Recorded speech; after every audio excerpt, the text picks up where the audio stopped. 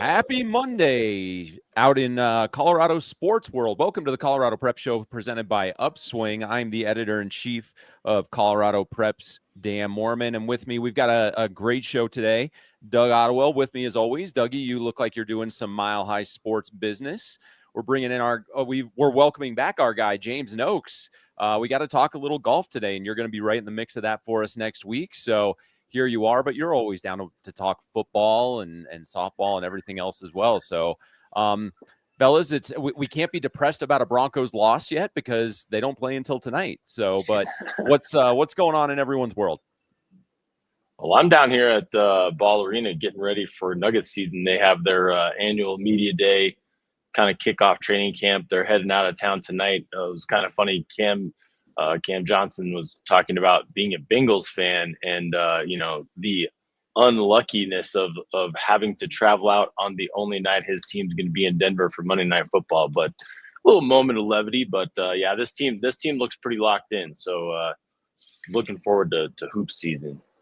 James, I didn't see you on Thursday night at District 20 Stadium as Cherry Creek just rolled right over Pine Creek. But we chatted a little bit over the weekend about Ryder Cup stuff and just a lot of action. But what have you been up to? Yeah, I was at an 8th grade football game that night, so I didn't make it out to the stadium. Wish I would have, because I did want to see what is apparently the cream of the crop here in Colorado, just beating teams from out of state like it's their business and coming back here and laying the wood. I'm stoked to get out and see Cherry Creek here. I have not seen them yet, and that's my neighborhood. But obviously Ryder Cup, we talked about it. That was a rough weekend, but a nice comeback by the boys. They made it interesting on Sunday, at least. Diverted me from a little NFL. That's right. A little entertainment to go or to finish up the weekend after a terrible start. But we'll get to some golf stuff, not Ryder Cup stuff, but high school golf stuff later. Guys, I can't implore enough. The new issue of Mile High Sports Magazine is out. You've got Bo Nix. You've got Patrick Surtain on the cover. As we deal with high school sports, of course, we had 18 outstanding student athletes featured in the pages of Mile High Sports Magazine, all taken at the UPSWING facility right before the season started. Great issue. I highly implore everyone pick it up. Tell us how wrong we are about our Bo Nix projections because they're all fixing to be way off. But speaking of UPSWING, we're going to go out to the UPSWING facility. He's not at the Mile High Sports facility. We're going to bring in Jermaine Stafford in just a second. Well, there he is. But on my UPSWING, guys, I write the agenda and I screw up the order. So that's about how it goes. On my UPSWING heading into today, guys, and James, I'm going to look your direction. Are we just going to keep pretending that Wellington is not the best team in Class 2A football? They've been wrecking people left and right all season, and then they took on Timnath over the weekend. Big rivalry game out at Canvas Stadium. Timnath, of course, beat defending 3A champion Thompson Valley 24-0 a couple weeks ago. And guys, I mean, Wellington was obviously the best Colorado football team to play at Canvas Stadium over the weekend. My eyes are on the Eagles, guys, as we get closer and closer to playoffs. I think Wellington is going to be the team to beat in 2A. Dougie, you're even going down one more classification. What's on your UPSWING? Yeah, well, I was paying real close attention to that Limon Buena Vista game over the weekend. And, obviously that was a thriller. Those two guys are kind of the heavyweights of 1A 11 football. But I noticed a score that kind of jumped off the page to me, and that was Manual High School's big win over Flatirons Academy. And the Bolts put up 42 points on Flatirons Academy. And Flatirons Academy is a top 10, has been all through, anywhere. I think that maybe their high was at 5 at one point this season, and now they were at 10. So a good team. But Manual took it to them. And I just like to see that because, at one point, Manual's gone through such a wild evolution just as a school. At one point, they were one of the best, always in basketball, but really athletically, one of the best big schools in Colorado. And since then, the enrollments dropped. They've kind of been, bouncing back and forth in classifications in different sports. But it just kind of did my heart good to see Manual putting up a big score and playing well in football. And look, that's not a win to be overlooked. It's not just a field goal win. That's a team that could make some noise potentially down the playoffs. I don't think they're quite at the Limon Buena Vista level yet, But hey, it was a nice win, and let's see what they can do come November. James, I think you're the first one to have the honor of breaking from football in what's trending in your upswing. So what's on your radar today? Yeah, we go from the long grass on Friday nights from football to the short grass down in Pueblo, Class 2A golf. It's on the upswing for me. We've got a freshman from Windsor Charter Academy, Braylon Ball. He's the top-ranked player, a freshman, ninth grader, a kid, is the top-ranked player at that class. Can you live up to that? You know, as an athletic director, as a high school basketball coach for years, I always thought, you know, you win with men, you win with juniors and seniors, the people that have been there before, the people that have experienced it. Can a freshman come in and make some noise down in Pueblo at Elmwood? That's going to be really cool to see. And then on the team side, can the Forage Fury, they're the top-ranked team in 2A. Can they hold off Frontier Academy, or is Sterling a challenge for them? We're going to find out next week. You know, golf's got to get over with early here because we get some cold, we get some wind, we get some crazy snow. Who knows when it's going to happen? So golf is over early. It's still going to be a nice day. You look at the forecast next week, we drop into the 70s. It should be perfect for golf. I'm excited to get out there and see what shakes out in 2A.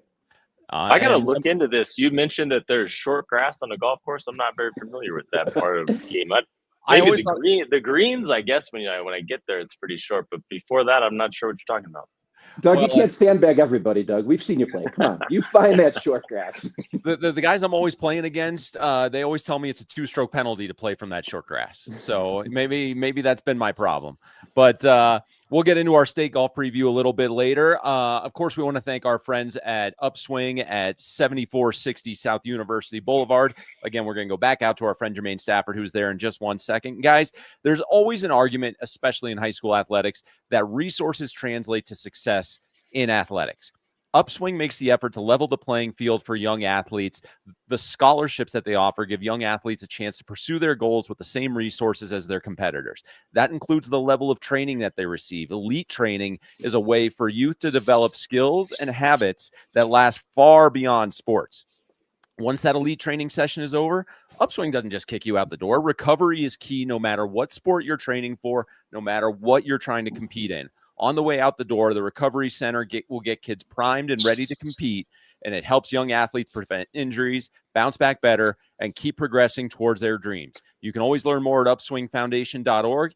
And with that, we bring in our guy, Jermaine Stafford, down at the Upswing facility. We saw the big sign in the back. You're right there on the turf area, track in the background. Jermaine, how was your weekend looking at the world of high school football?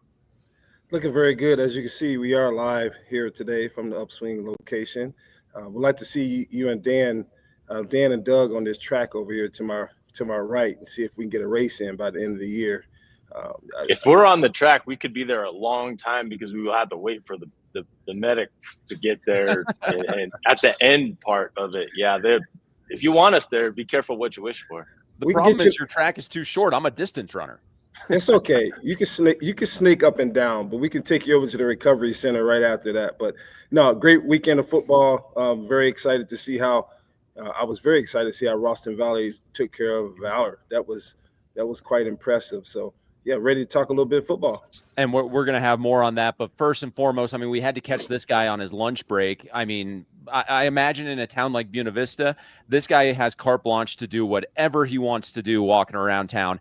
Buena Vista, number 2 ranked team in our polls last week, came away with a 13-10 win over number 1 Limon, a team that that Doug's been gushing about all year. I don't want to say we. Doug has, of course, just been bragging about those Badgers. I can't, say we as Flavin comes in here.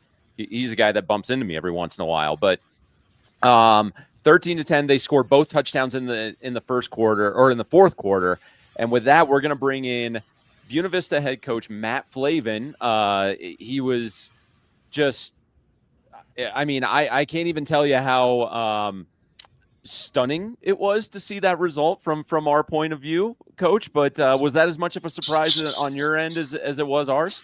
Yeah, it was pretty stunning. Wow, what a game it was. You hear everyone saying how exciting it was and what a great game. It's one of those when you're on the sideline, you don't think that it's very it was very good for us mentally as a staff. it was exciting. We snuck one away from them, and that hasn't happened.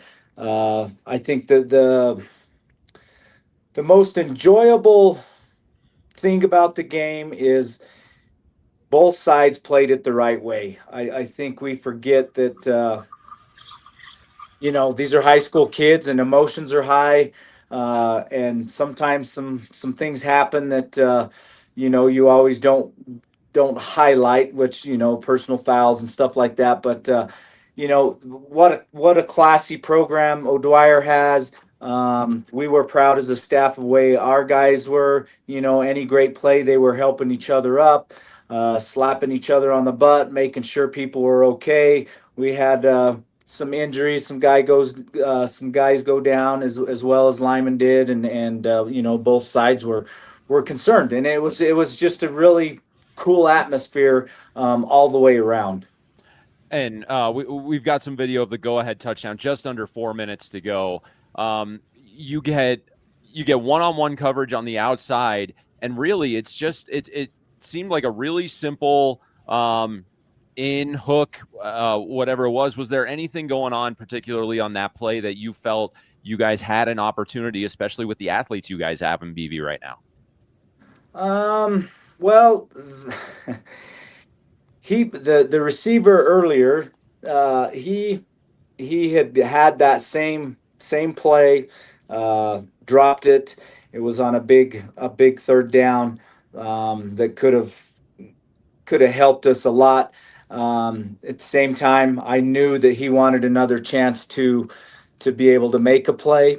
He had a different idea, but we just felt that, as a staff, we thought that slant was going to be open again if he pushed it. And if you see he stepped hard and pushed him to the outside, and then got his body inside and perfectly thrown ball. It was one of those that happened. The last time that was exciting for a touchdown was in 2015 against Paonia, and it was on the opposite side. But that kind of was a memory that popped up when we got that. It was definitely really exciting. Coach, what's your message to your team? Obviously, that's a signature win, a big win. Kind of sets the stage for you guys as you get into the latter parts of the season and the playoffs. But Limon's a school that's been there time and time again. You guys might have to see them again in order to win a state title. What did you tell your team after that win? They should be excited. I think it was a really big win for our program. We've never beat Limon, so it was just they're that pillar of football, I think, and to be able to compete and have a chance to win there at the end was really big for our community, I think. The last few years, it just hasn't quite gone our way, and most of the time it's blowouts, but our guys were really excited. I told them to enjoy it, but at the same time, it's preseason. The next time, hopefully we get to see him, or not hopefully. I don't know how we want to think about that, but it's going to be even a tougher game, and we're going to be on both sides. We're both going to be better the next time we come around, and hopefully it doesn't come down to coaching, because I think we're at a little disadvantage there. But I think it was really exciting. I was really, really happy with our defense. Our defense kept us in. Our defensive coaches, hats off to them. They coached a heck of a game, and had these kids playing, and it comes down to those 11 players on the defensive side, and they just played out. Hey, Coach, like after a win like that, what is you speaking of coaching, what is your first whistle today at practice? Right? I played for some great coaches in my time. That first whistle after the first big win is always the most important. What's your first whistle today? We usually on Mondays we go and watch film.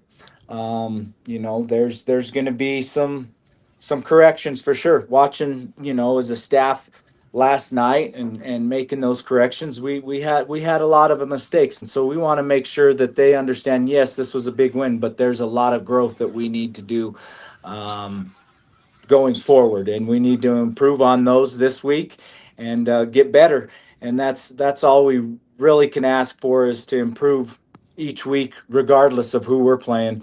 We're in charge of our own efforts and improvement. It doesn't matter who we play, just as long as we're trying to do our best. Coach, I mean, Limon has done such a good job all season of really taking teams out of the game in the first quarter.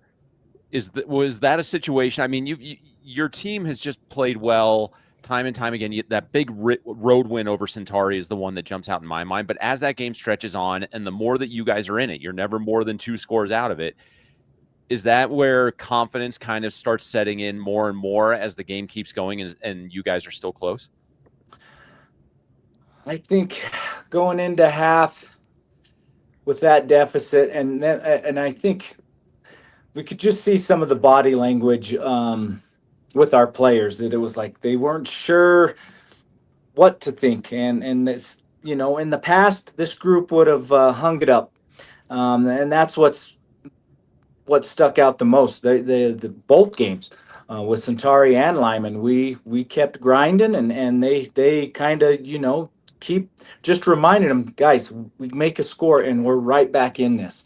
Let's make a stop, and maybe not happen on the first possession coming out of half, but if the defense keeps playing the way they can and gives the offense a chance, we're going to make something happen.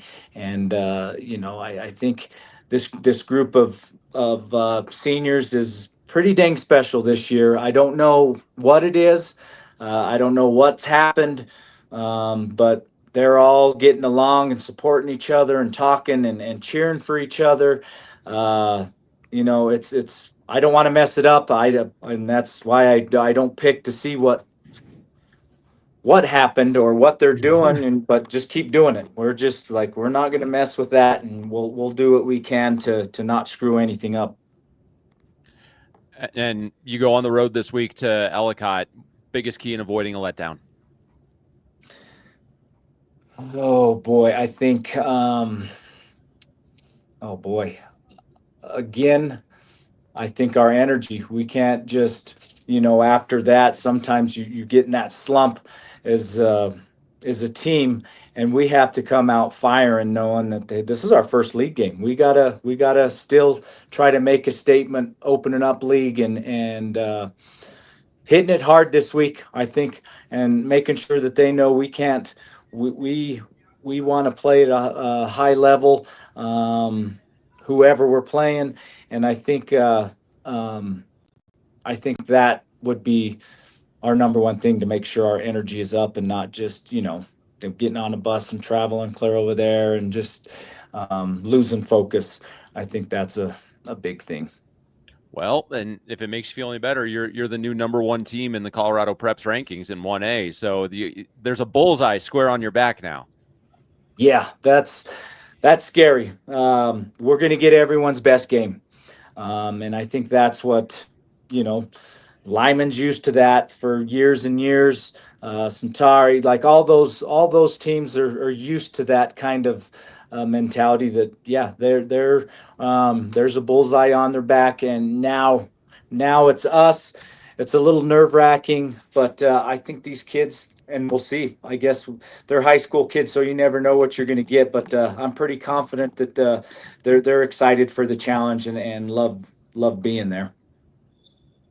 Hey, Coach, you mentioned you're going to get everybody's best game.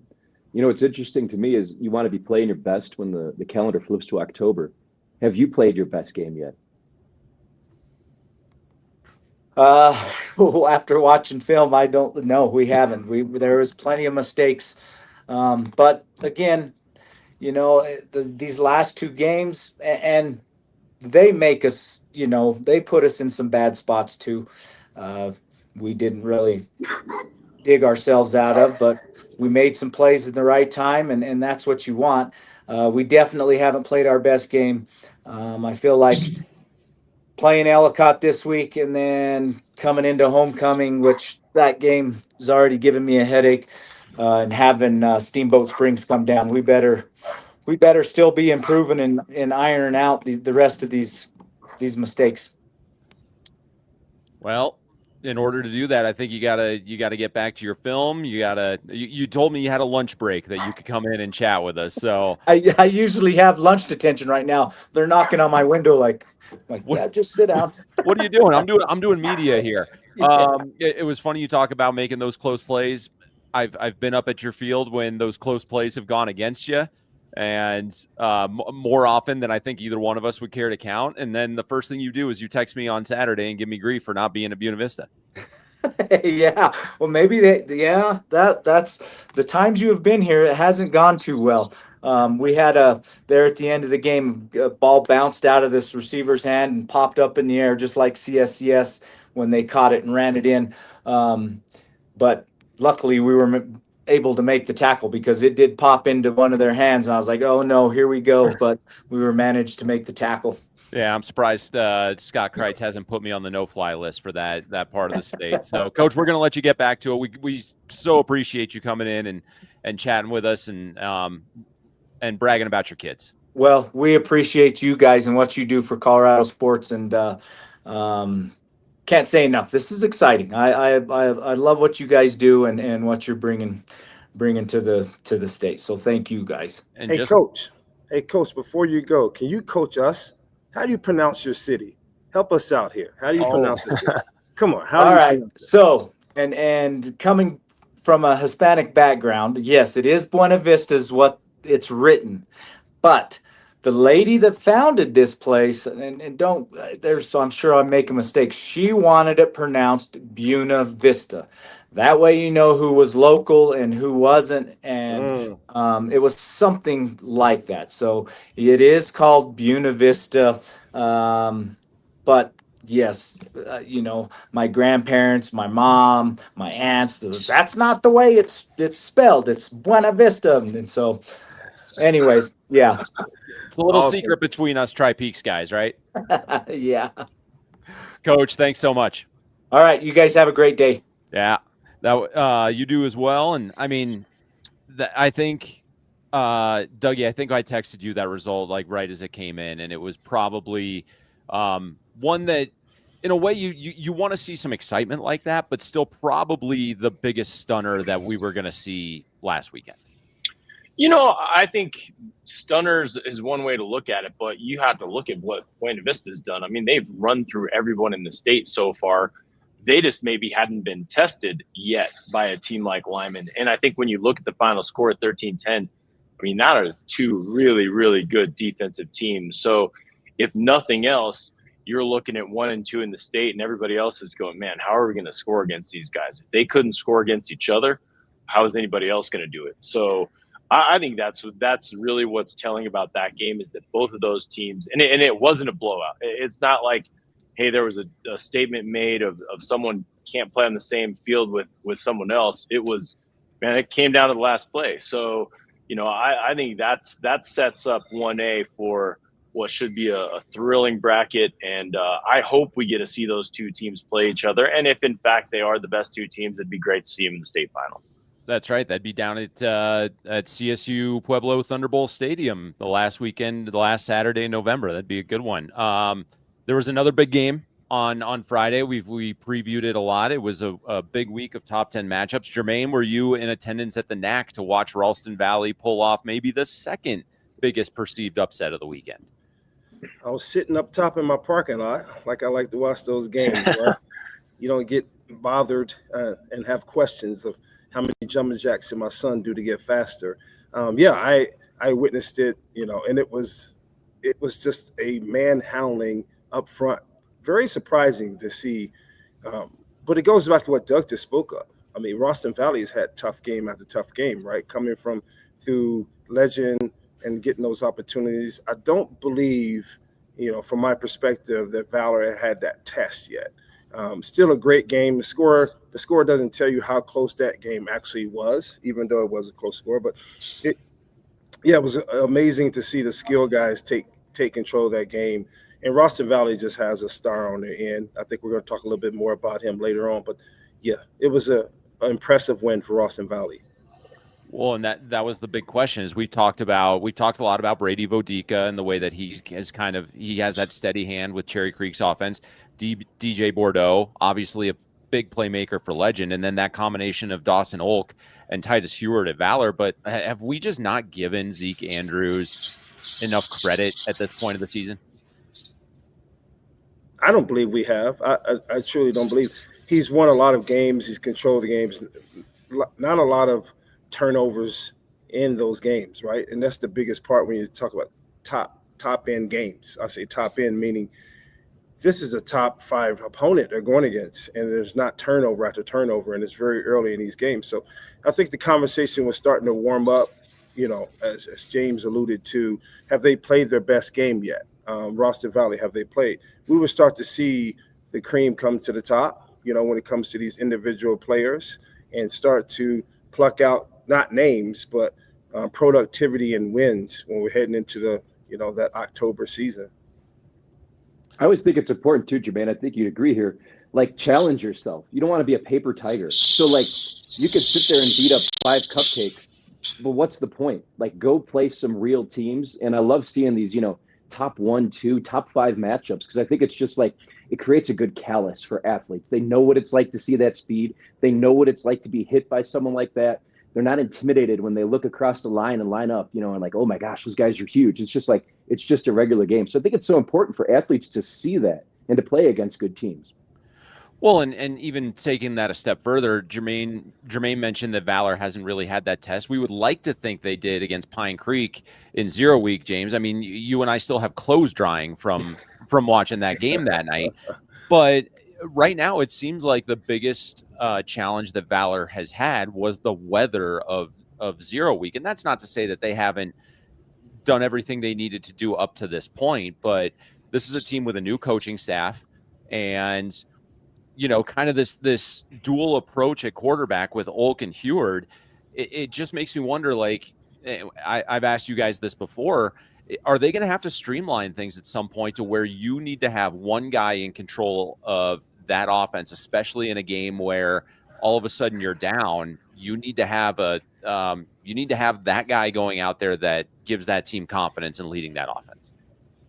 I don't think a loss does that. And sorry, Doug, I was going to push that to you, but I personally don't think a loss makes you start to change your narrative of how you coach your team. Well, I think, Dan, you interviewed Mike Sanders for the football issue of Mile High Sports, and I think he alluded to the fact that these things tend to play out. I mean, I think the guy you want in the situation you want him in tends to surface over a full regular season slate. And I think this game probably, as Jermaine said, was a true test. And you probably are able to see who does what the best in certain situations. So would it surprise me if they stick with this approach, maybe throughout the end of the regular season? Sure. But I think when the playoff hits, your confidence usually lies in one guy or another, or at least in one guy in a set of situations and another guy in another situation. And I think, Mike is a sharp coach. I mean, he's coached at every level.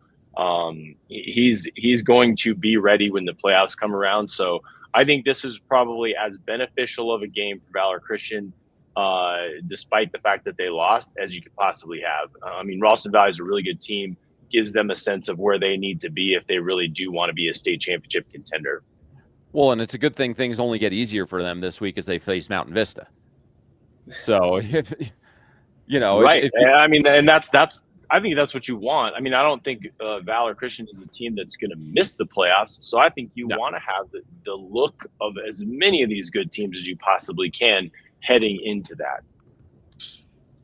Well, and we've all kind of identified Creek, Mountain Vista, now Ralston Valley, and Arvada West are probably now the top 4 of your 5A football class right now. So with Valor kind of getting pushed outside of that with that loss to RV, is this a game that I don't want to say they have to win, but is this a game that all of a sudden becomes more crucial this week than it was last week?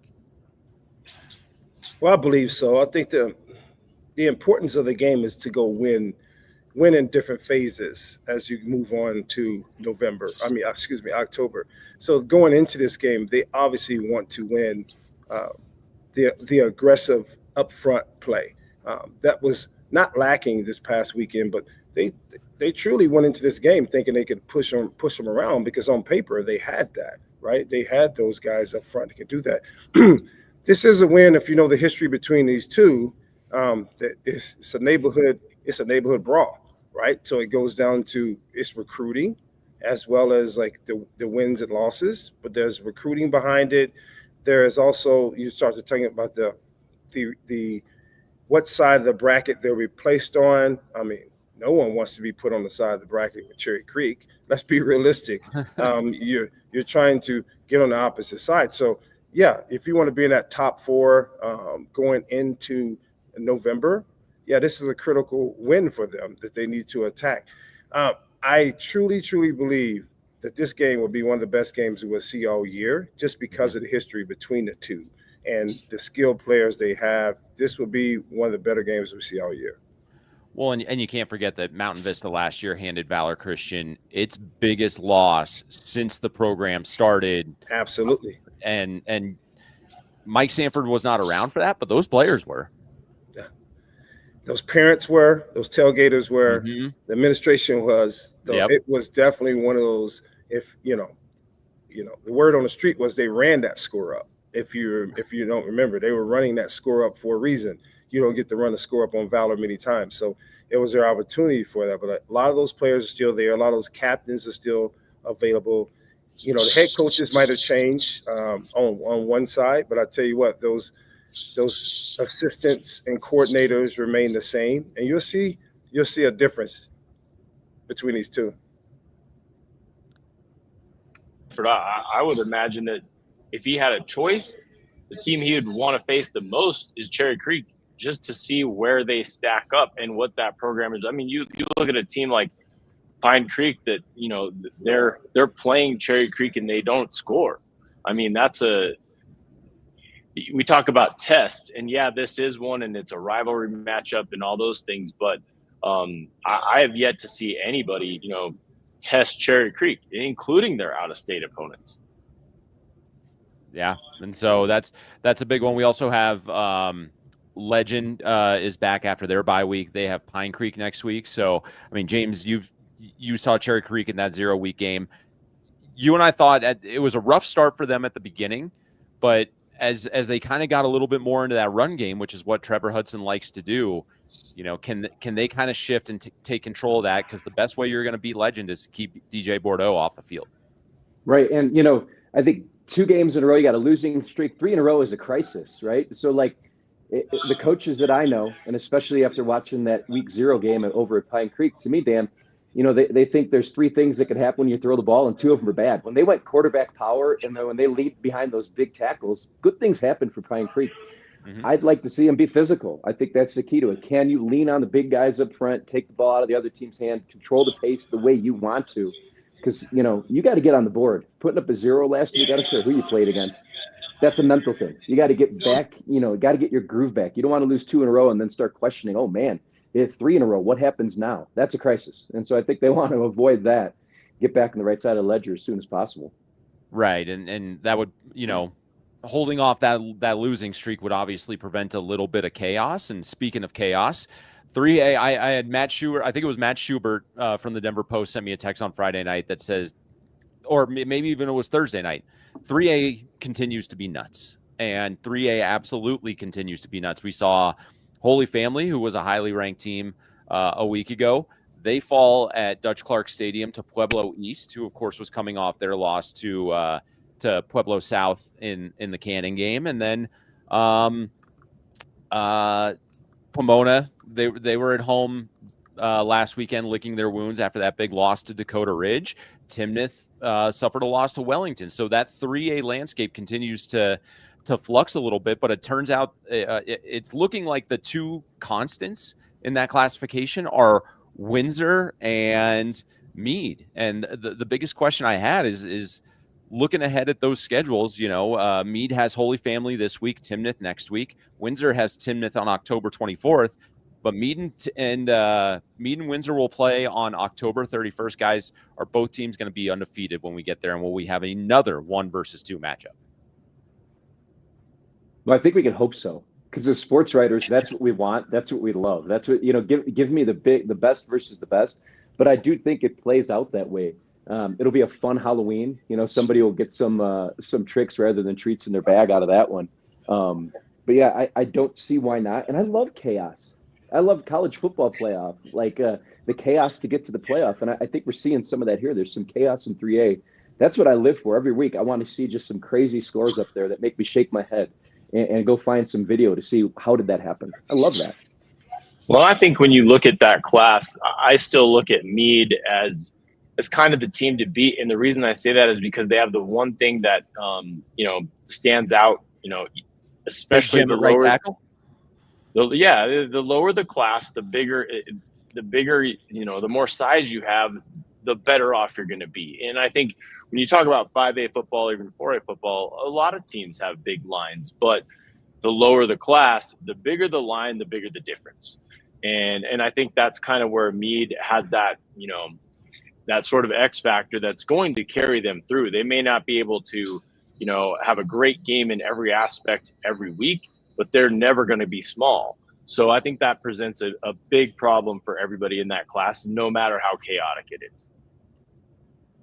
I mean, Jermaine, what would be the ultimate? It feels like it's a powder keg already, just the way that these 3A games have shaken out really since the start of the season. Between now and that meeting of Windsor and Meade, is there anything that if you threw a match on it that would just make us really question everything that we could possibly know about 3A football in the state of Colorado? This is a ball. Excuse me. Like, who's going to run the ball the best, right? I think James talked about it earlier. It's going to get cold, all right? It's not going to be the rain of week 0 week, but it's going to start to get cold. So I think we're going to look at the team who controls the line of scrimmage, the special teams. When it comes to running the ball as well, is going to be a big part of it. Each one of those teams are just massive up front. Meade is just, I would run the ball every play if I was offensive coordinator and pop pass to a tight end if I had to. But yeah, it's going to be who runs the ball. I think the running the ball would be the key going into November for sure. Well, and you can't forget that Deacon Schmidt, that massive offensive lineman at Windsor, who's going to play college ball at Oklahoma, sets them up very well to do the exact same thing. I mean, their big win over Green Mountain was at the beginning of the year was kind of an eye opener for us. They handled Roosevelt last weekend, so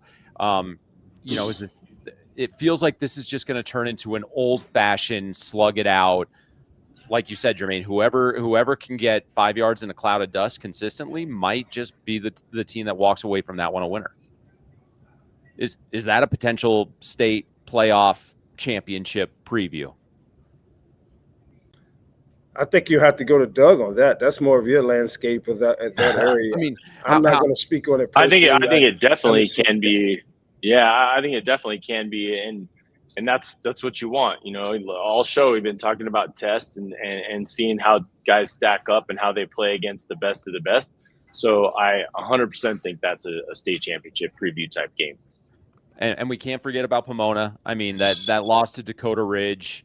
I know it hurt them in the eyes of a lot of people. There are poll votes that we send out each week certainly reflected that, but the top end of 4A is still vastly different than the top end of 3A.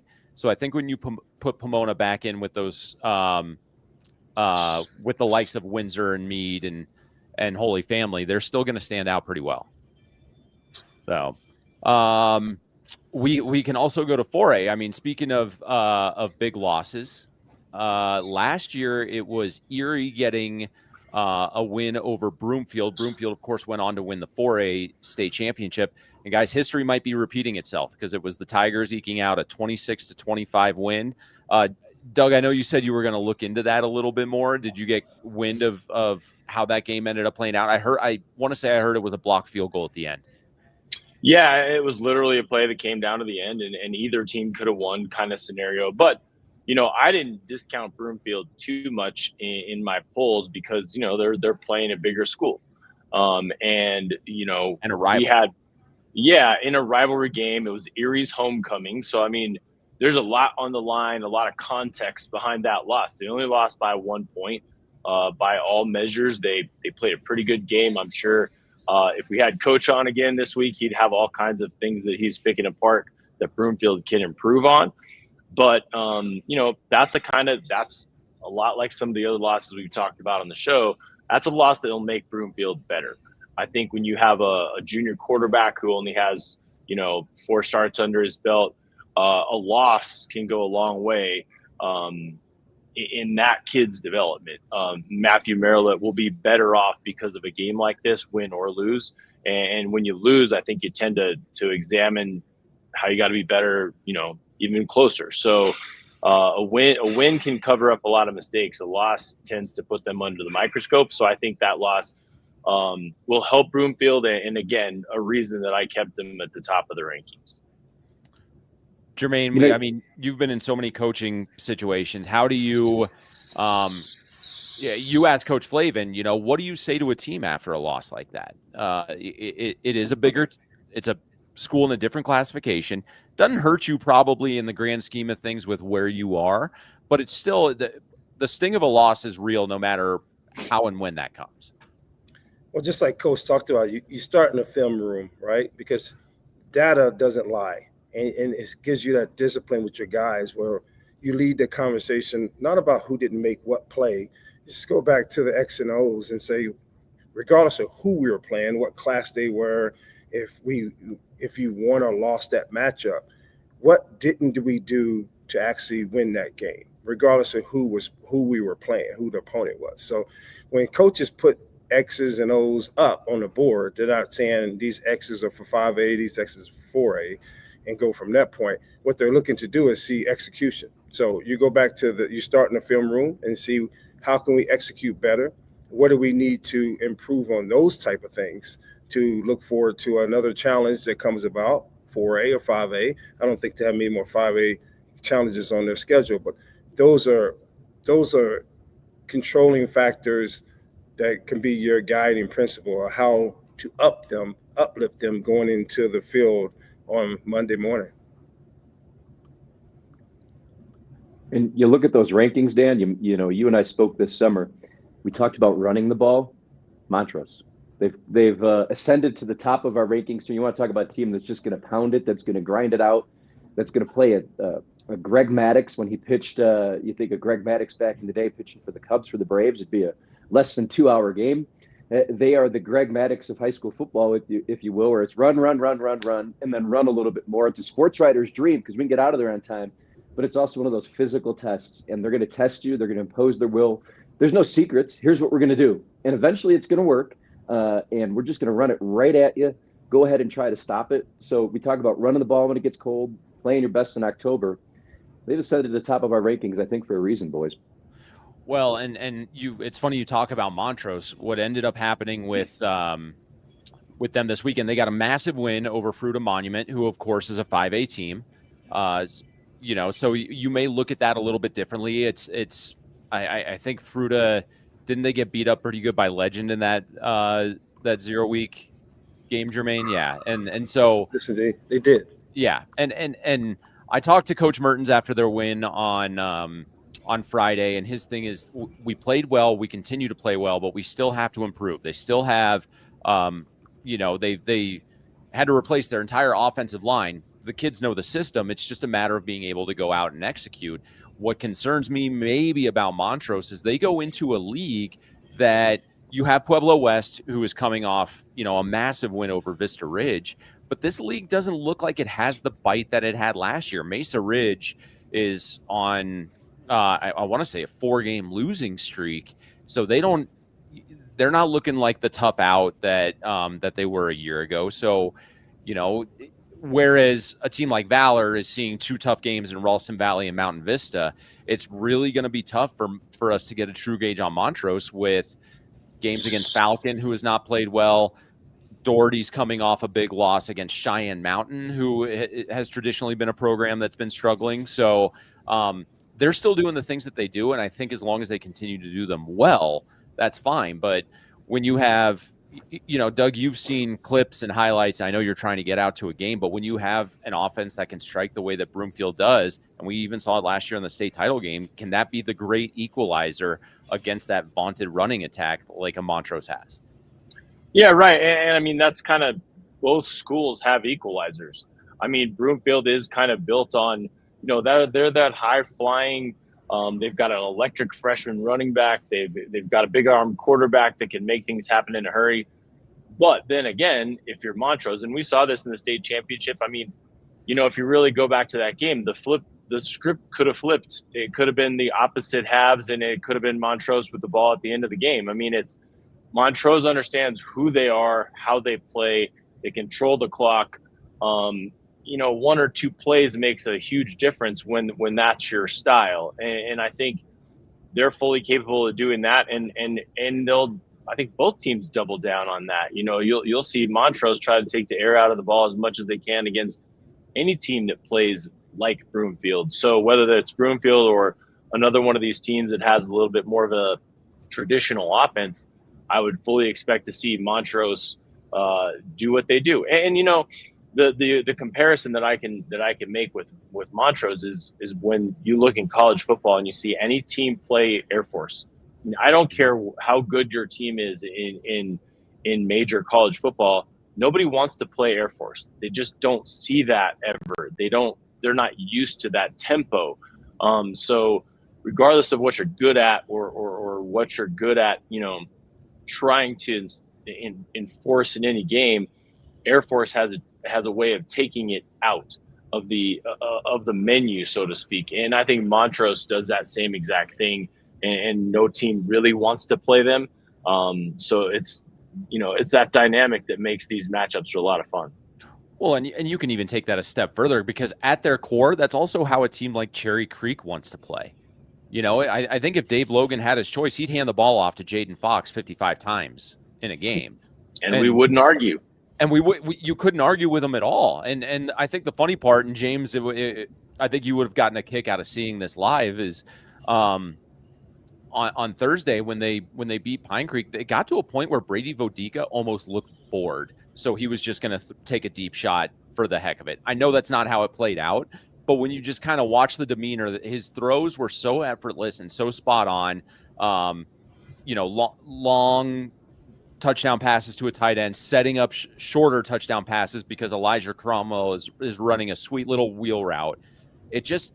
Cherry Creek was almost playing with them, but you wouldn't argue over them running the ball a ton with Fox like they could. You wouldn't argue with Montrose running the ball like they do. It's just a matter of, can this be consistent and can this be effective once you get into late October and once those playoff brackets come out in early November. So, I mean, speaking of running a lot, some fun 6-man scores over the weekend, guys. Idalia just trounced Stratton, scoring 80 points in a win over a team that has been maybe one of the more dominant football programs in the state for the last several years. Of course, stopping short of that state championship run last year. We've been bragging about Stratton and Cheyenne Wells as the top teams in 6-man all year. Turns out it's really Idalia and Eads is looking like how that's going to go. So that was a fun one to keep an eye on. Haxton,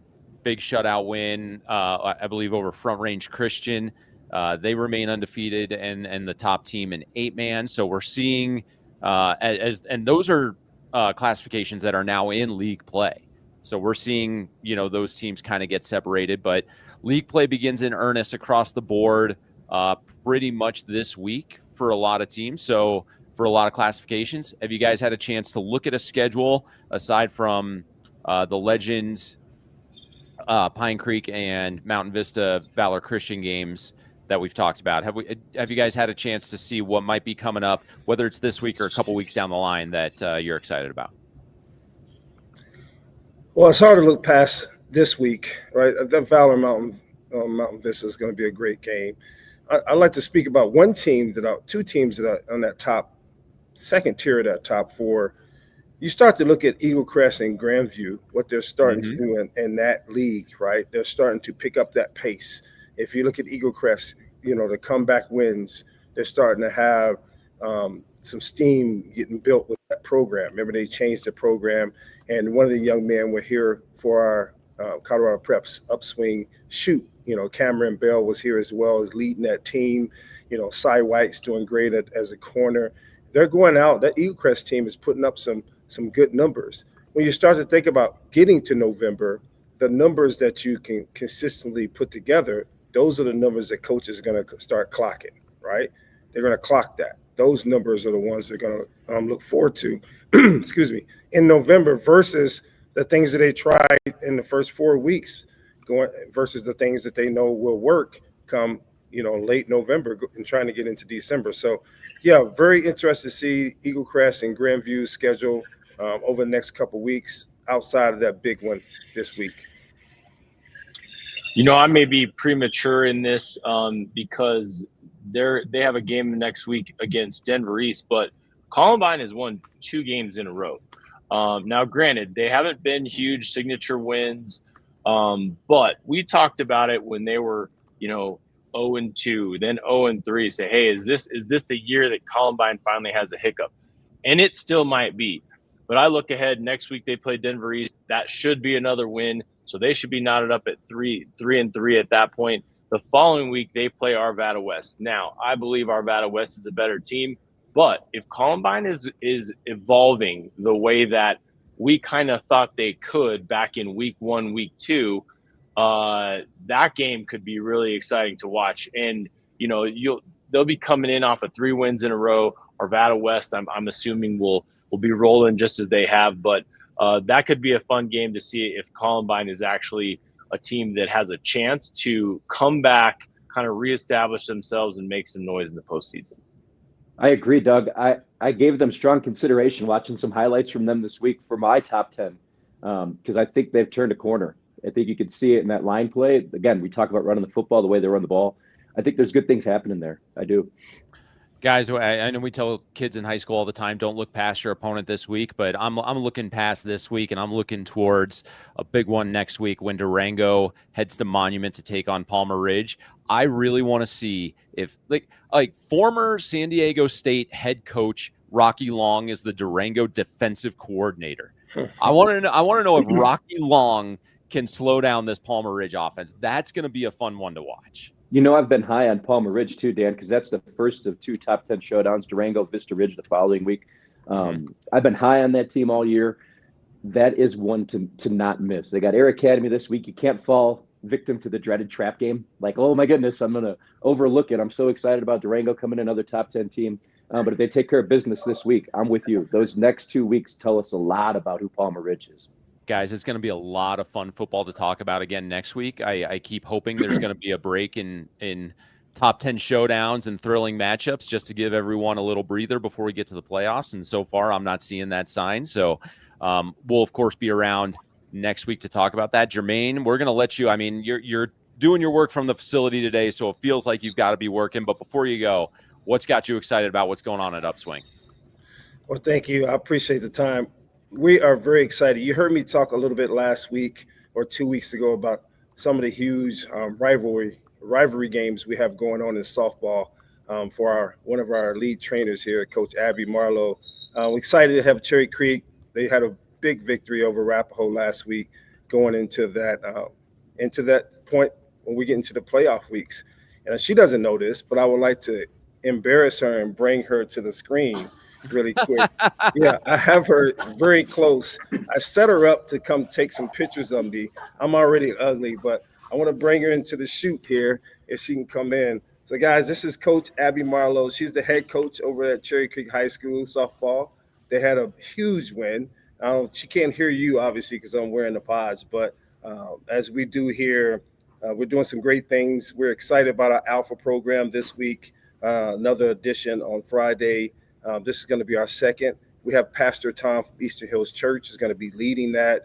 We're bringing in about 75 youth to celebrate and have conversations just about life. So very excited for that. Coach Marlowe is excited for her season heading into the playoffs. I know it's Cherry Creek. They win a lot in football, but she's winning also in softball, and we're doing a lot with FCA over there as well at Cherry Creek. So we're excited about this weekend with sports and life. You know, Jermaine, next time you want to do that, give us a heads up, and we'll make sure we can get some bells and whistles going for Abby. Definitely. Sounds good. All right, Jermaine, we will talk to you next week. Definitely. See you guys. Take it easy. Awesome. See you, Jermaine. All right. We've got plenty more to go. Doug has brought an excellent story to my attention that I want to dish on a little bit more. And then, of course, we're going to dive into first state championship event of the season as state golf gets underway in a week. And we'll be right back with that right after this. Look closely and you'll see adventure, discovery, even a little mud. These 4x4s provide the muscle, tech, and durability needed to go anywhere. The Ford Bronco and Bronco Sport. It's time to see Ford in a new light. Be winter ready with 0 down leases on a 4-wheel drive Bronco for just $439 or a Bronco Sport for just $369.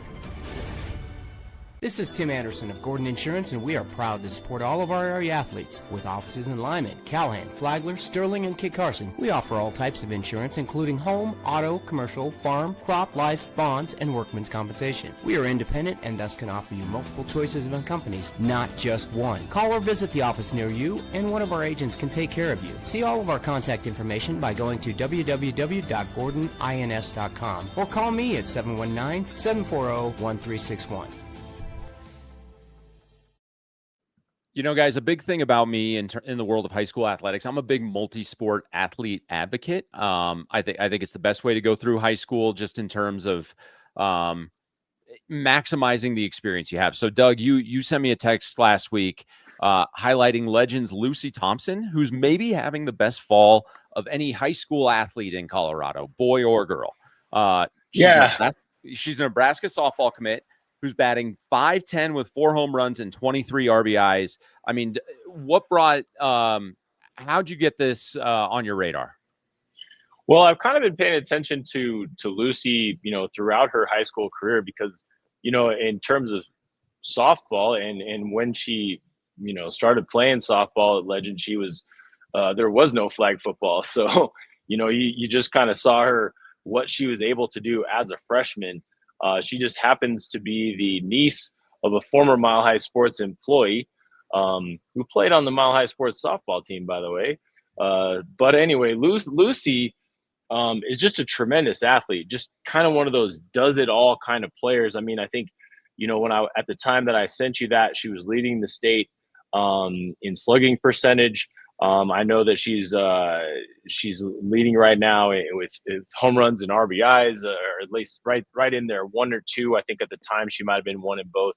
And then the thing that jumped out to me is I was scrolling through social media and came across a post that she was also leading the state in receiving in flag football. And I literally texted her aunt and said, "Hey, she's still playing softball, right?" I mean, this is to your point about multi-sport athletes. You just don't expect it, especially when a kid is at the elite level of their primary sport. You don't necessarily expect to see them dominating in another sport. You really don't expect to see them dominating in their sport in the same season. So, kind of a kudos to her for being, as excellent as she is in both sports. But I think you also gotta look and give some props to her school and the coaches of those two teams, because I know that in modern high school sports, it's highly competitive. Every coach wants their kids at every practice, at every game. They want them to be dialed in on their team. So I think the fact that Lucy's able to play both without sort of those internal conflicts that let's face it, a lot of athletes probably face. Obviously she's elite at both games, so neither coach would want to have to give an ultimatum. But I do think that it's a good story to show, hey, look, it is still important and it is still possible to play both sports or play multiple sports and play them well, and most importantly, have fun doing all of them, kind of with the cooperation of everybody involved. James, you have a kid who's going to be getting to the high school level at some point. And I think he plays 8th grade football right now, which is why you spend time at 8th grade football games. But if he came to you and said, hey, I want to play football and I also want to play golf, is that how open are you to that from the parent side? And also just from the high school athlete observation side, what's your take on someone who can do both things and do both things at an elite level? So I'll give you the parent side first. It is a lot more work. There's a lot more driving. There's a lot more coordination. There are a lot more challenges at play that you face. But I'm glad my parents let me do it as a 3-sport high school athlete. Like, that made a big difference for me. I think it made me the person I am, the athlete I was, the coach I was, and then the athletic director I became too. As a coach and an athletic director that I was before I moved here, the one thing, of course, I get the doorbell right when I'm talking. What got ordered on Amazon? Yeah, it's I don't know. It's UPS, so the dogs will also go crazy. But the good news is my wife is coming downstairs to get the door.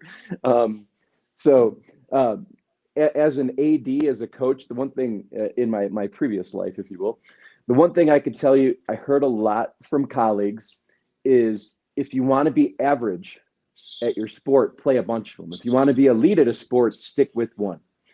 I don't subscribe to that pedagogy. If Owen told me, again, I want to play football and I want to play golf at Palmer Ridge next year, I'd say, absolutely, you are doing that. I will make it happen. If it means I'm more tired, if it means I have to, miss a call with you guys, I will 100% do it to make sure he gets the experience he wants. You know what I mean? Like, now, he's not LeBron James. If I had LeBron James as a kid telling me, hey, I want to do football and basketball, I'd say, do it, but let's focus on one of those things in the offseason. Let's train for it.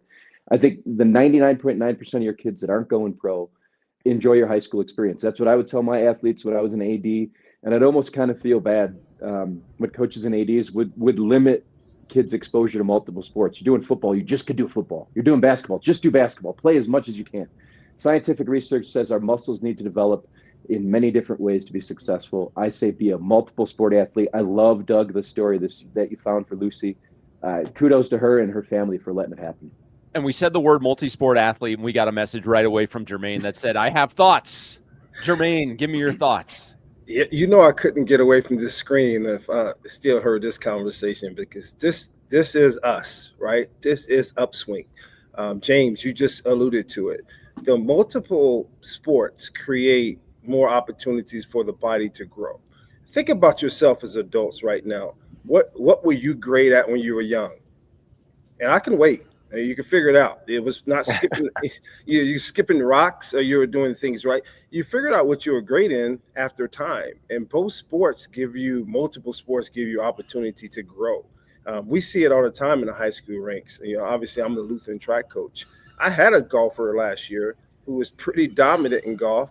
He was on our track team. He was a high jumper, and I used him for sprints. And he helped us, get our way to state in sprints. Now, who would draw that line? I've had sprinters, one of our trainers, that we used to be here, our trainers, she ran track in high school just to obtain a scholarship to go to college, because she knew, hey, that looks like it's pretty easy. It's an oval. I can just run and get a scholarship. So I think with young people, we have to keep it open. Right? Parents want our young people to have more opportunities to gain. And I'm not putting a pitch there, but it's truly our mission. We try to connect great people with young people so they can follow a dream. And regardless of what sport it is, what profession that may be, if it's great people around young people, it helps them control their narrative. And I think more should happen like this with Lucy. It has to be these type of stories that are coming out, because no one can say you're a pro in anything until you put the ink on the contract, right? I've been very blessed to have children that my own kids have been scholarship athletes. And, my son was an AAU basketball player, and he took every dime in my pocket up to the time when he figured out going to these tournaments, being 6'5", 250, that they were going to blow the whistle every time he breathed, took a breath on anyone. And one day he came to me going into his senior year and said, I want to play football. I just want to play football.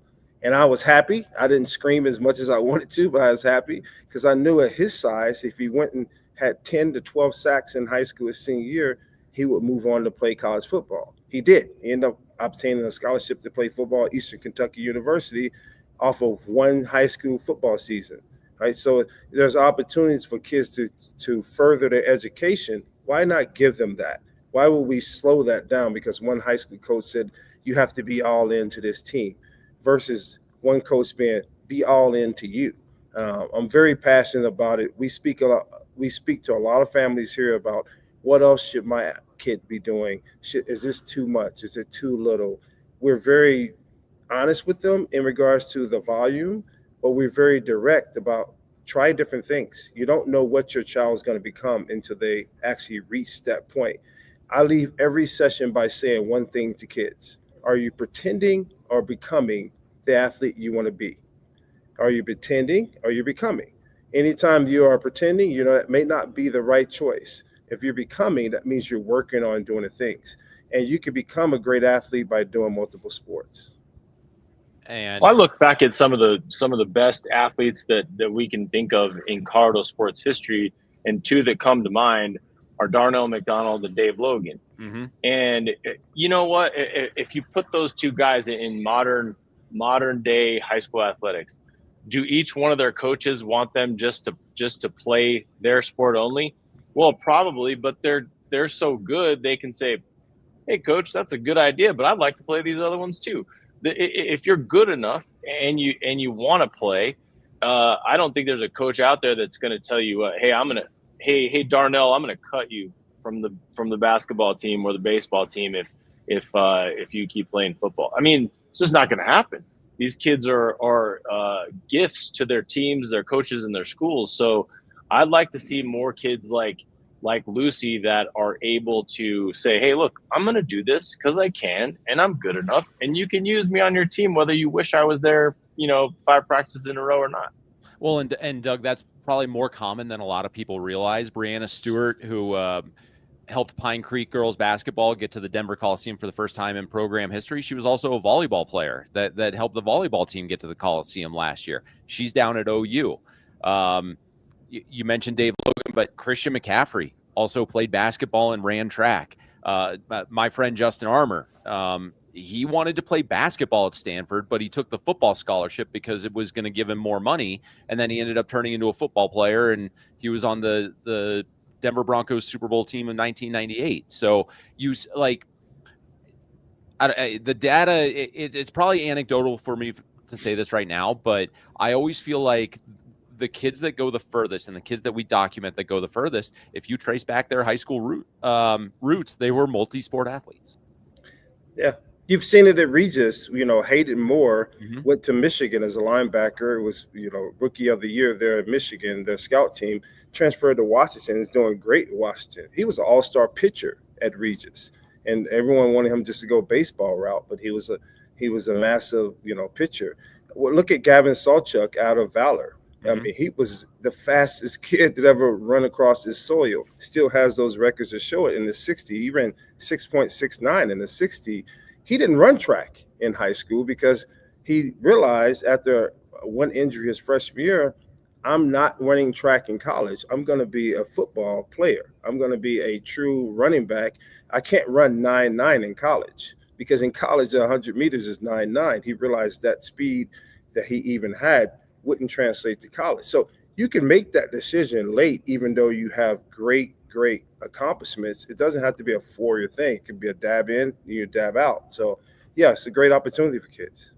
Yep. And I think we're all on the same page advocating for that. I'm like I said it at the top of the segment. I'm a big multi-sport advocate for kids. So and Doug, you said it. I mean, Kristen Shirk, the legend softball coach, and Darren Pitzner, the legend flag football coach, good on them for seeing a kid who's talented in both areas. And really, props to Kristen. Lucy's going to go play softball in college. So props to her for encouraging a situation like that where she can go play flag football, play that at a high level. And you never know what could be the end result of this. The Titans could find themselves, I mean, they're having a great softball season already. They might be playing at Aurora Sports Park on Saturday, October 25th. And then who knows what'll be happening that same Saturday with the flag football state championship. So Jermaine, love you jumping back in, especially as an advocate for multi-sport athletes. If your golf game is improved and you want to talk some fairways and greens, you're more than welcome to stick around for that as well. Hey, well, we do work with the LPGA here. We do a lot here. We work with Libby and Aaron with the PGA youth group. You know, I was just out at Todd Creek for a tournament there. And oddly, that's where I seen the young man who runs track and plays golf as well. I seen him at that event, and he was like, "Coach, what are you doing here?" He was surprised that I was out at a golf event. So, yeah, I don't speak it. Try to play and hold 20 balls when I go play. But thank you, guys. You bet. We'll see you next week. See you later. Well, as we said, the first postseason action of the fall gets rolling a week from today as the Boys Golf State Championship tournaments begin. 5A will be held at the Book Cliff Country Club in Grand Junction. 4A is at Fox Hill in Longmont.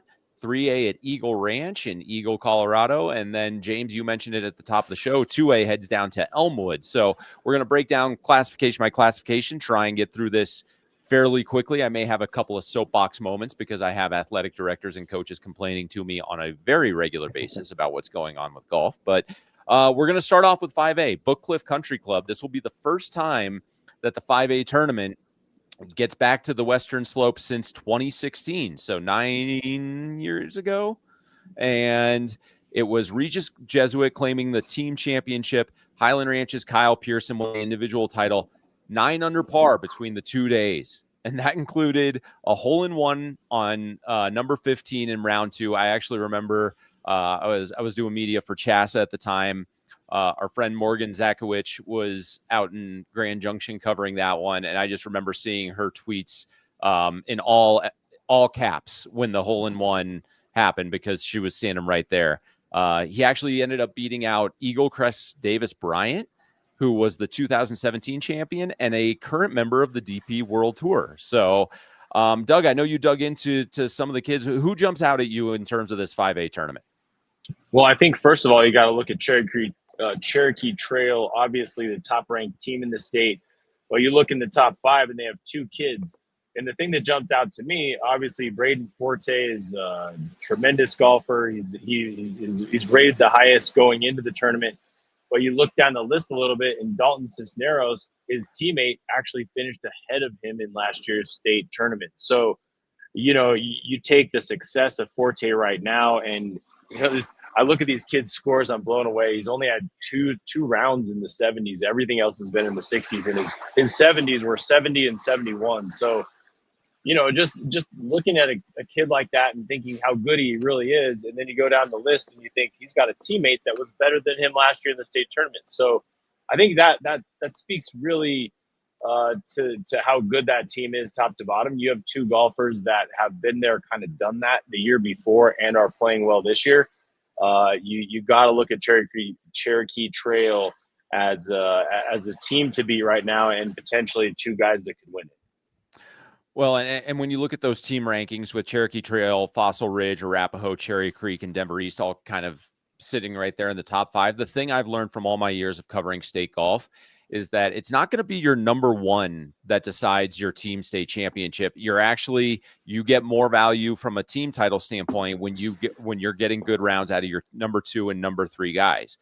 This is a tournament where if you bring in 4, you're only scoring the top 3. So a team of 3 can still compete if they only have 3 players who qualified. So I think that's the biggest thing to look at. Cherry Creek, I feel like last year, and I don't have the numbers right in front of me, but I feel like they may not have had someone in the top 5, but they had 3 guys that were maybe in the top 10, and that contributed to them winning the team title, while Castleview's Gavin Amella, a kid who's actually, he's a senior this year. So your defending champion is back, and he's not listed in your top 5. So that you never know that he could go out to Book Cliff and make, and his 2 best days of the year could be at state. My biggest question for Book Cliff, guys, and Dougie, you and I talked on the phone a little bit about this today. There is one 5A team in the state that's on the Western Slope, and that's Fruita Monument. I like the idea of traveling golf tournaments around the state so that kids get different experiences in different sports. But are we maybe thinking too hard about this one in terms of uprooting an entire classification when you have one program that's in a given region. You're now looking at maybe some parents that can't make the trip and any of that. If Grand Junction and Central and all those guys were 5A, I'd probably feel a little bit differently. But is this something that maybe moving forward needs to be given a little more consideration? I think so. I mean, yes is the easy answer, but I think there's got to be so much context and things, to be fair, that I don't know in terms of going into these decisions. I'm sure a ton of it has to do with economics. What are courses charging? What kind of accommodations are available, whether it's in the city, along the Front Range, on the Western Slope. Those things have to come into play. And regardless of where schools are, where teams, I think, you make a good point. Could you be better served by utilizing the same course for a classification that has more potential qualifiers near that course? Yes, I think you probably could.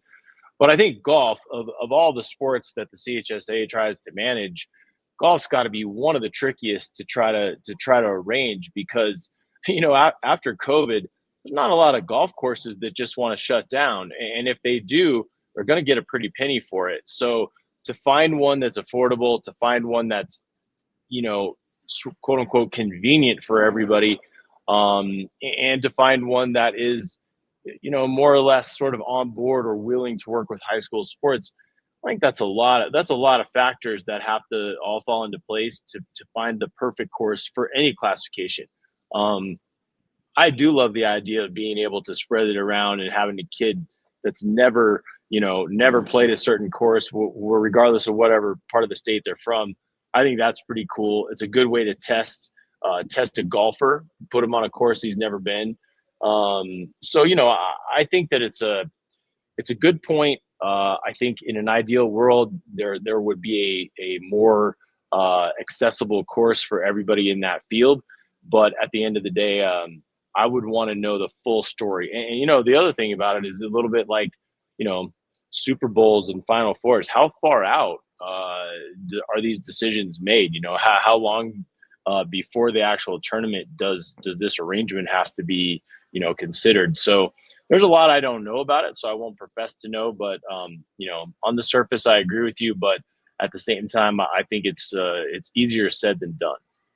James, Colin Black from Fruita Monument so far will be the only player from his team to qualify. The I Want to Make Her rankings will be listed. I believe it's after today. They set the state field a week out. So he's ranked 33rd in the I Want to Make Her rankings. So let me, a kid who's playing at a course he's familiar with, where an entire classification is coming over. They'll get a practice round. They'll get a layout, but course knowledge, as a golfer, is paramount. Over under, does he finish higher than his I Want to Make Her rankings, do you think? Wow, it's a great question. Does institutional knowledge matter that much for him? You'd think it would. You would think it's worth, like, what, 2 strokes, maybe a stroke and a half, knowing that maybe on your opponents. I don't think it propels him to the top 10, because that cream's going to rise anywhere, right? Those top 10 guys, even if they play easier courses throughout their regular season, they're going to kind of be around there. If you're the top 1, 2, 3 guy, you're not suddenly going to be in the 30s. You're not going to suddenly be in the 40s unless you have some sort of injury. I would think that it's worth a stroke and a half, but I don't think it propels him up that ladder. And Doug, I ran, when I was in Tennessee as an athletic director, I ran the West Region's golf tournament. There are challenges that you face. One year we had a course that lost its greens because it was a rainy, humid summer, no shock in Memphis, but literally the greens were unplayable. So we had to move at the last minute to another site. Moving to that site, their their bunkers had been washed out. And so, like, at the last minute, they're trying to get their bunkers ready. So the logistic moves, you're usually making it in the spring for the fall, but the logistic moves are a nightmare. You're right. You have to have a course willing to give up their pay for that day, their public play. And then, they usually ask you things like, hey, can you ask your parents not to bring Subway sandwiches? Can you use our food here? Can you buy from us? Because we've given up a day of play. So there's a ton of challenges. There's some headaches. I'm glad I don't have those headaches anymore. I've given up those headaches. But yeah, there's a ton at play right there when you're picking a course, and it's usually done the year before. Well, and we move into 4A, which will be the only course this year that it would be within reasonable distance of the Denver metro area. Your 4A defending team champion is Cheyenne Mountain, and your 4A defending individual champion is Braden DeStefano of Cheyenne Mountain. Braden put together a solid second round. I mean, really a solid 2 rounds last year up at Tirado and Grand Junction. I was there for both days, and he outperformed a guy that the three of us know pretty well, and Chuck Doyle, who was a graduating senior and Cheyenne Mountain's #1. So Braden comes in as the #1 guy this year. His biggest challenge might be Parker Shaw, kid from Pueblo West, who won the first 5 tournaments he played in this fall, and that includes tournaments that DeStefano was playing in. And we're not talking about, James, we're not talking about Patty Jewett. We're not talking about a flatland, parkland style course. We're talking about the Country Club of Colorado, Pete Dye Design, Walking Stick, and of course Desert Hawk. So when you look at the top 5 in terms of the 4A kids, is this DeStefano's tournament to lose? I don't know. I think there's that mental edge. If you've edged a guy a couple times during the course of the year, you're going to go in confident. I hope we get that showdown. I hope it's they're within a stroke of each other, coming down on day 2, a stroke or 2 of each other, and you need a bird to tie it or an eagle to catch him or something. That'd be wonderful. But I do think there is a mental edge there. I've gotten this guy before. That's when you take the course out of it. I would tell my golfers, here's the deal. You're playing the course, not those other guys. Forget who it is.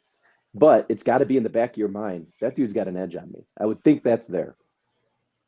Yeah, I think that makes for a very interesting rivalry in this class because, as you said, Shaw's beaten him over the course of this season. But you go back to last year's state final, and you have Braden DeStefano, who's a sophomore.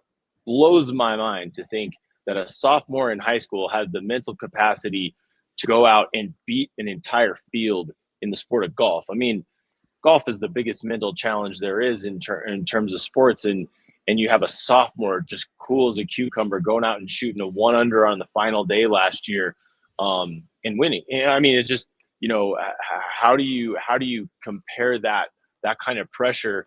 Yeah, it's one thing to win the tournament during the regular season, but to go out and do it in the postseason as a sophomore, that kind of experience can't be replicated either. So I think the showdown there, as James mentioned, I really do hope for it because you could see some fireworks. It's just a great sports moment to be able to watch. Right. And last year in 4A, I mean, Grand Junction made a heck of a run to try and compete with Cheyenne Mountain and knock off the Red Tail Hawks. And they had that home course advantage that we talked about a little bit with Fruta, but weren't able to get it done. To me, this is a tournament where you look at the top dog at each school.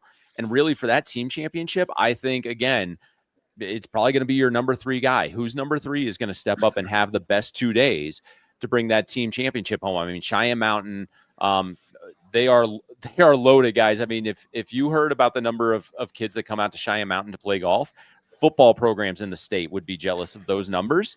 So I want to say last I looked, they may have they had between 7 and 10 players inside the top 84. You only get to bring 4 to state, so depth might favor the defending champions. But when you look at what Meade, Monarch, Grand Junction, and even your host team, Niwot, has done this year, that could make for maybe one of the better team championship runs of the fall. We're going to shift to 3A. Dougie, this is a course that you and I know pretty well. Eagle Ranch will be the site of the 3A tournament. Of course, that's just up between Edwards and Glenwood Springs. Just a fantastic course, especially in the fall. Last time they were there, which would have been 2015, so it's been a 10-year gap. Peak to Peak was the team winner, and Sam Taylor was the Puma who ended up walking away with the individual title. And guys, coming in, Peak to Peak's got the #1 golfer again, and Jack Brayman. Dougie, I mentioned history repeating itself with Erie and Broomfield earlier in the show. Do we see history repeating itself this week or next week? I mean, I think it's impossible really it's easier to say Cherry Creek should win state 5A football than it is to say which golfer should win unless that golfer's, name is Shulk or something. Golf is just the measure or the edge of one week to the next or one golfer to the next is so fine that I think anybody could win. So, if you're peak to peak, if you're Jack Brayman, you got to like your shots. But I mean, Lutheran has 2 kids in the top 5, so they got to be right up there in terms of a team look. But I'm excited to see these kids tackle this course because, we've had a chance to play a couple times over the past couple years. And it is a course that has certain holes that I think can be, big time separators. I tend to think the par 5s at Eagle Ranch, for the most part, are those type of holes. And most people think about par 5s as scoring opportunities. I think at Eagle Ranch, they work both ways. Obviously, there's a scoring opportunity there, but there's also a chance to put up a snowman. I mean, you look at hole number 2, that's a big, long hole. It's not as difficult on the surface, but I think the green and the protection around the green makes it very interesting. You look at hole 12. I personally, I think the back 9 of Eagle Ranch will just be a great place to post up because so much can happen. I mean, number 11, the locals call it the longest par 5, or the longest. They call it the shortest par 5 on the course because it's a par 3. And a double there is, you can live with it because there's so many ways that you can wind up with a 9 if you're not careful. But hole 12 is another par 5. That one's just long and there's problems everywhere. Hole 16 is one of the great holes on this course because you just have to be so precise with your approach shot. So I think there's so many chances for the tournament at the 3A level to be won and lost on that back 9, that the drama capabilities are everywhere on that course. So I'm really excited to see. And there's, as you mentioned, there's some really, really good golfers in this class. So yeah, it's going to be a fun one to watch. And I think Taylor, his 3 under all came on the second day. A decade ago, I was up at that tournament. That was the first time I ever got a look at Eagle Ranch.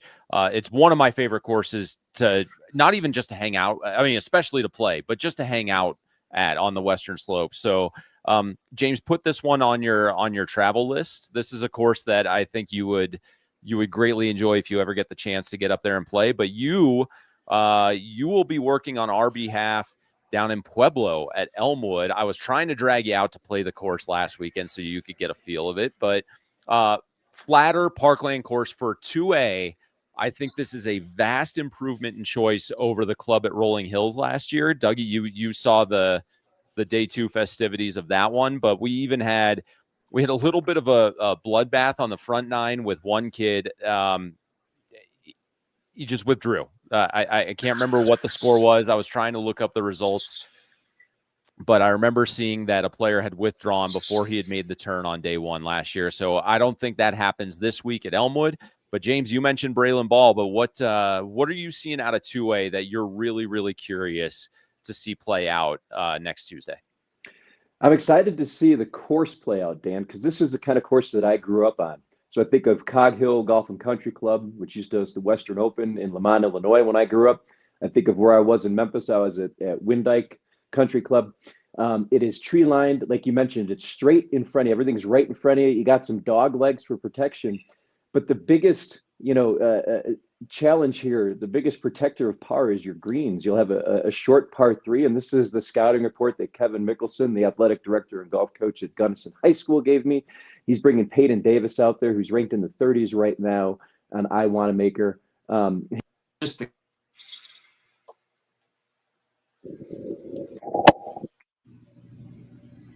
Oh, we lost you. How about now? You got me? We got you. Okay, sorry.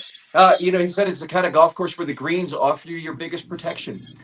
You may have a large green and a par 5 with some undulations, and they'll tuck some pins in there, some sucker pins. It's old school style. The par 3s, you might have some postage stamps that you have to approach. Nothing tricked up or hilly about it. Nobody's going to be withdrawing from this one. You have great trees to aim at for your 150. You've got some really terrific chances to score if you play to the fat part of the green. And that's what I really like a golf course that doesn't trick things up. Play to the fat part of the green. If it draws 2 yards, if it cuts 2 yards, spins closer to the hole, gives you a 10-foot birdie putt. If not, hey, 2-putt, take par and get out of there. So I think it's one of those courses where we're not trying to see a tricked up, somebody goes out and shoots 76 and wins. I think you'll see somebody in the high 60s here post a winning score. And I think it's just that it's chicken soup for the soul. It's just one of those golf courses where this is how golf is meant to be played. Big trees lining the fairways, easy targets to find. It's all right in front of you. Can you make some putts and play smart and avoid some of those sucker pins? I love that kind of golf. I miss that kind of golf. My club is not that kind of golf club, and I certainly miss that. So I'm excited to get out there and follow these guys around next week. And the one thing I'll tell you that you're going to figure out in Pueblo is they do not like their greens slow. They like their green slow as much as they like their green chili mild. So and I love that even more. Give me a fast green and I'm happy. I don't want to be guessing on all these breaks, which way it's going to die. Hey, can I just hit the back of the darn hole? Give me a green that's rolling at a 12 at 13. I'm a happy man. Well, once you're done down there, swing by Gray's Tavern and get yourself a slopper, and you're going to be able to call it a nice little work day. So we'll have full coverage of the state golf tournaments at Colorado Preps. Our friend Courtney Oakes from the Aurora Sentinel will have us covered at 5A. Brent New of Boco Preps at 4A. I'll have all the action from 3A. Doug, you're going to contribute some photos, I believe, from day one. And James, you'll be down at Pueblo getting us action from 2A. So before we get to our letter winners and standouts. I've had this conversation a lot, especially over the last couple weeks, but there's been a trend in high school sports in Colorado where we're starting to separate the individualized sports to where the individual event does not play into the team title. We've seen tennis move to a team duel tournament, which coaches and players have loved. And wrestling is going to be going that same way. The state wrestling tournament will not have your individuals play out and then have the points secured to crown a team champion. They're going to a dual style tournament as well. So for golf, I come back to the old adage, might be the Ryder Cup recency bias in me, even though I've been talking about this forever. But why not move to match play between your top two teams? And the easy solution I had was to extend the state tournament one day, right? So, and then you have your two teams go off on one. You're just doing match play. You need 2.5 points to win a state title out of your 4 players. I've completely shifted my thinking. So any golf coaches listening to this who are a member of a league who want to throw this proposal at the golf committee, feel free to take my idea, and you can even take credit for it. I don't care. What if we assess the top 2 teams via stroke play at the individual tournament, brought all 4 classifications to one location the next Saturday, let's say a common ground, the home of the CGA, big supporters of junior golf. You can probably organize the facility a little bit to where you're charging admission, and let's get kids and parents and everyone out there cheering for their kids in a match play type environment. You're getting all 4 champions crowned in one location, makes it nice and easy. Poke holes in my theories, guys. Go. Well, I think I love sort of the romantic Ryder Cup style of what you're talking about, but it reminds me of a not so very long ago conversation, all of about 5 minutes ago, about the logistic challenges with golf. Now you want to add one more event, one more venue. When that will be, and where it'll be. That's kind of my working theory here. And you don't know who's going to qualify, so you have logistics, and you don't know when it's going to rain, so you have rescheduling. So and again, I'm just poking holes in your theory. I love the idea. Don't get me wrong. I think it's a lot of fun. I would be the first one there to watch. It would be great, just like the Ryder Cup. But I generally think when you start to throw these kind of ideas out there, the opposition doesn't come from the concept. The opposition comes from logistics and the fact that a lot more people have to do a lot more work to pull it off. Would it be fun? Absolutely. Is there a mechanism already to crown a team championship? Yes, there is. And I think that always is it's a tough thing to unseat, regardless of how cool. But they're doing that in 2 sports. They're doing that. Well, they've done it in one sport and they're about to do it in a second. So this is it's how not we like found a you- team champion is starting to go away a little bit. Yeah, I think you're right. There's evolution to everything. Is it going to happen overnight? No, because you're going to get pushback for all the reasons that I just said.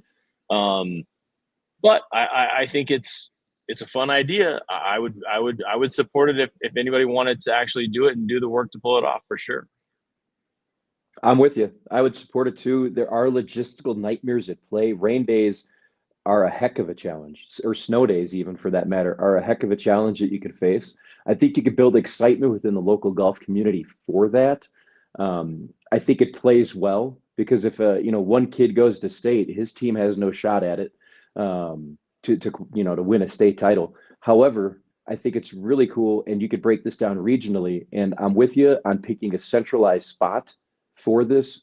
I think that's the most, I don't know, the easiest way to make sure that parents and everybody can go. You are asking a lot because that might be 2 travel trips in a row for a weekend. So you might be like, oh man, come on. These guys are killing me with hotels. If I got a 4-hour drive or something, I'm getting a hotel. I am for it. There are logistical nightmares. They can be overcome. It would be really cool. You just hope that like every match doesn't end on like the 13th hole, because then that would kind of suck. But I think it is cool. I mean, I do have a little bit of support from a new member of the golf committee. I was pitching this idea to him. He was all about it. So I think there is a little bit of internal support. I think it would be, I think as we've seen, like I mentioned, tennis, wrestling are kind of going this way. I think I like the idea of having, and I like golf as a sport. That's not a big secret. I really enjoy covering it. I really enjoy watching it. I really enjoy writing about these kids. So in my mind, this is a way to elevate that. I'm not the biggest wrestling fan, but I love covering the event, and I'm really curious to see the direction of the team duel championships. I'm the one thing I don't want it to do is have the luster of what happens at Ball Arena lost. Dougie, I mean, in the background of where you are during state wrestling, there's so much hustle and bustle, and the atmosphere there on Championship Saturday is nothing short of electric.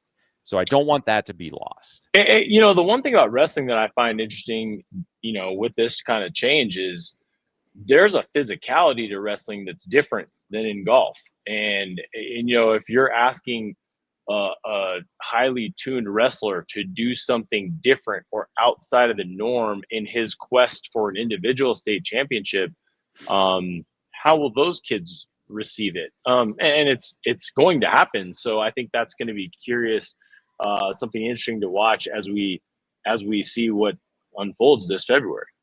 And here's what's interesting, Doug. When I was doing sports ring in Illinois, that is how they've got it set up. There's an individual title 1 week, and a week later, there's a dual meets. And it's really cool because it exposes a whole bunch of more kids to the state environment that wouldn't regularly qualify for individual. So now you've got your entire lineup, and at that regional or at that sectional, to get to state, their matches all matter. They're trying to get there. So like, if you can win that regional and qualify for team state, the team state is not as hot as individual.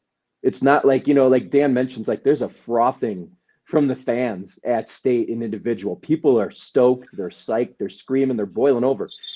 Team is not as crazy. The wrestling isn't as fun, but I'll tell you what, I think the kids might have more fun because they're with their buddies. And they're like, oh man, you are, we did this together. And a kid that might have 10 losses on the year that's never going to go to individual does get to experience a state environment, and that's pretty fun. So I had fun covering both. So I have seen it work. So and we'll wrap it up here, but I was in Aspen a couple years ago for the 3A girls golf state tournament. Noelle Thompson, great player from peak to peak. I was kind of walking in the fairway next to her. I was talking to her coach and kind of pitching this idea of like, I've always liked the idea of taking the top 2 teams and putting them in a match play environment to crown a team champion. And I'm not kidding, guys. She like darn near dropped her clubs and looked at me and said, you have no idea how much we would love that as players. Like how much that situation would be so much fun for us as players. And so I think, and ultimately in high school athletics, I know logistics can be a problem, but you can't solve a problem if you don't start somewhere. So if you have the idea and you need to figure out how to get from point A to point B, you can start working out those issues. But if the kids are all for it, I think that is an idea that should absolutely be pursued. I think kids would be all for a 3-week Christmas vacation too, but sometimes they don't get everything they want. Yeah, well, I'm not even my idea doesn't even take them out of school for an additional day. I'm just the team kidding. tennis championships take place on a Tuesday, so you have Thursday, Friday, Saturday for individuals, and then you come back the next Tuesday for team state championships. So I'm even thinking about the student and student athlete. Dougie. Well, that's why, I don't know when Mike Kruger plans on retiring, but I think you better get your resume ready, buddy. No, you got ideas. No, you got ideas for days, and I think they're great. And I kid you. I definitely kid you a lot, but I do think that this kind of thinking is really what everybody needs in high school sports. Ways that can improve the experience for a young kid between 9th and 12th grade. I mean, that's what it's all about. And I hate that sort of cliche phrase, but I do think looking at ways that are, more good for the greater good, more numbers, all those things, there's real value in kind of coming up with these ideas, whether they're harebrained or not, or whether they're coming from you or somebody else. I mean, I think that's kind of the idea, is that the more of that kind of thinking, the better off high school kids will be in general. Well, I think we've solved enough problems for today, guys. So we've chatted about football, multi-sport athletes, and previewed state golf. So let's get into our letter winners and standouts. First on my list is Riley Weatherred from Eagle Valley Girls Volleyball. Leads the state regardless of classification and kills, and is a big reason that the Devils are still in the postseason mix. They're kind of teetering right on that border, but you can't be there if you don't have, an offensive leader like she's been. Well, I like Elijah Wright from Grand Junction Boys Tennis. Another sophomore. We're talking a lot of sophomores in this show that are getting a lot of shout outs, but this sophomore sitting at number 4 in the state in wins, and sits at 14-8 and number 1 in the singles competition. So Elijah Wright from Grand Junction Boys Tennis. And then Thomas Buckmiller from right up the road from my house at Coronado for football.